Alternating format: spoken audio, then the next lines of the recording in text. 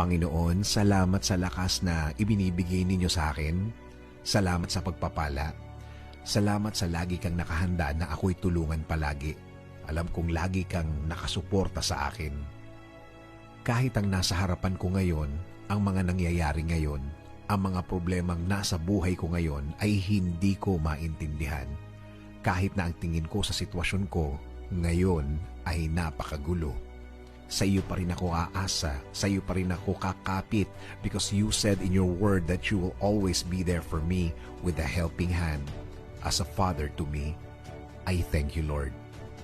Hindi ako manghihina sa mga bagay na to. Hindi ako mawawalan ng loob, hindi ako matatakot dahil naniniwala ako na lagi kang andyan para ako ay sagipin sa mga problemadong araw tulad ng mga nararanasan ko, Panginoon.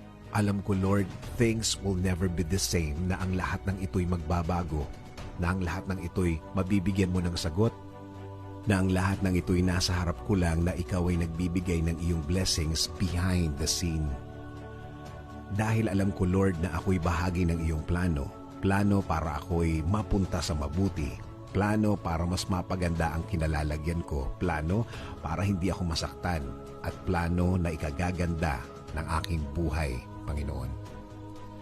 Sa iyo rin ako aasa, Panginoon, sa safety ng aking pamilya. Tuloy niyo po ang pagbibigay ng proteksyon at pagmamahal sa aking pamilya. Tuloy niyo po ang pagbibless sa kanila. At ang aming bayan, Panginoon, huwag niyo rin pong pabayaan ang aming bansa. Kayo na po ang mag-alaga sa amin at sa lahat ng aming kababayan. Patuloy kaming kakapit sa inyong pangako, Panginoon, na ibibless niyo po kami at ang aming bayan. Maniniwala kami na ang lahat ng inyong pangako ay mangyayari sa aming mga buhay. Itinataas po namin ang lahat sa inyo. Ang aming mga pangamba ay ibinibigay namin lahat sa inyo.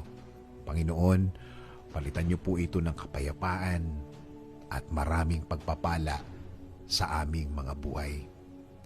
Kaya, Panginoon, salamat sa pagmamahal mo, salamat sa pagpo-provide mo sa amin, at salamat sa tuloy-tuloy mong pagiging Ama sa amin. This is our prayer in Jesus' name. Amen.